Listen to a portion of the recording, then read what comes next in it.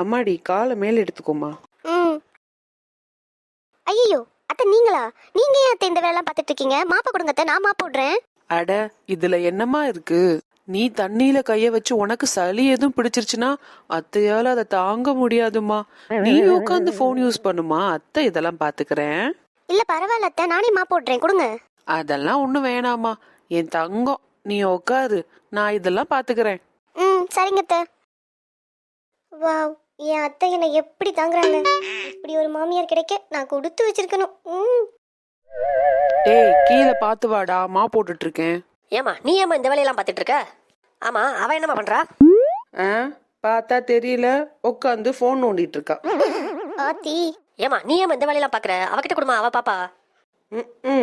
இந்த வேலை மட்டுமா நான் பார்த்தேன்? எல்லா வேலையுமே நான் தாண்டா பாக்குறேன். துணி துவைச்சதும் அம்மா தான், பாத்திரம் விளக்குனதும் அம்மா தான். இது ஏன்